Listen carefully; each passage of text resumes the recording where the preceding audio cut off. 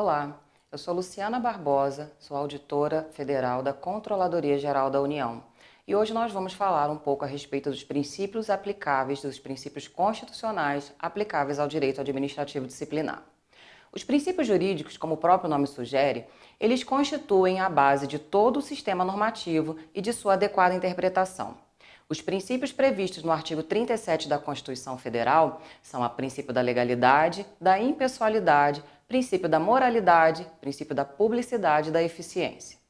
Além desses princípios constitucionais e mesmo princípios legais que exercem importante influência no direito administrativo disciplinar, nós também temos o princípio do formalismo moderado, o princípio da verdade real, o princípio da presunção de inocência, o princípio da motivação, do devido processo legal, do contraditório e da ampla defesa. O princípio do processo legal é um princípio segundo o qual nenhuma pena pode ser aplicada ao servidor público, qualquer que seja a pena, sem que antes tenha ocorrido um processo em conformidade com as regras previamente estabelecidas em lei. Previsto expressamente no artigo 5º, inciso 54 da Constituição Federal, é considerado o fundamento inclusive dos demais princípios, uma vez que todos eles se referem, direta ou indiretamente, à necessidade de observância de normas pré-estabelecidas. O princípio da ampla defesa é um princípio que permite ao servidor público processado a utilização de todos os meios e recursos probatórios que entender necessários à sua defesa, desde que sejam recursos admitidos pelo direito e que não sejam considerados impertinentes, ou seja, aqueles meramente protelatórios que nenhum interesse tem para o esclarecimento dos fatos.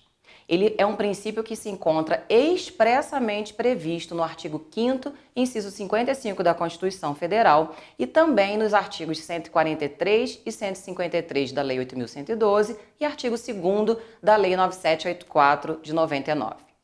O princípio do contraditório é o princípio que prevê a possibilidade do servidor público processado contradizer cada ato produzido pela comissão disciplinar durante o apuratório administrativo e apresentar a versão que seja mais adequada à sua defesa.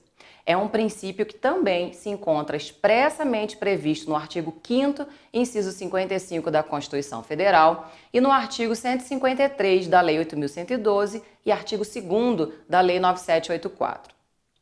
O princípio do formalismo moderado é o princípio que confere à comissão disciplinar a possibilidade de produzir atos sem a necessidade de observância de formas rígidas e solenes, exceto aquelas previstas em lei, contanto que restem preservados um adequado grau de certeza, segurança e respeito aos direitos do servidor público processado. Ele também se encontra expressamente previsto no artigo 22 da Lei 9784 de 99. Por fim, nós temos o princípio da presunção de inocência ou princípio de não culpabilidade, que é o princípio que estabelece que o servidor público processado ele não pode ser considerado culpado antes do julgamento do apuratório, mesmo que tenha sido indiciado pela comissão disciplinar. Mas este princípio ele não impede a adoção da medida acautelatória prevista no artigo 147 da Lei 8.112, que trata do afastamento preventivo de até 60 dias do servidor sem prejuízo da sua remuneração. E também aquelas restrições dispostas no artigo 172 da Lei 8.112, que são o impedimento de exoneração a pedido e impedimento também da aposentadoria voluntária até a conclusão do processo e o cumprimento de eventual pena. Ambos são medidas previstas na Lei 8.112. Esse princípio da presunção de inocência, ele se encontra previsto no artigo 5º, inciso 57 da Constituição Federal. Esses, então, são os princípios constitucionais previstos para a aplicação no processo administrativo disciplinar.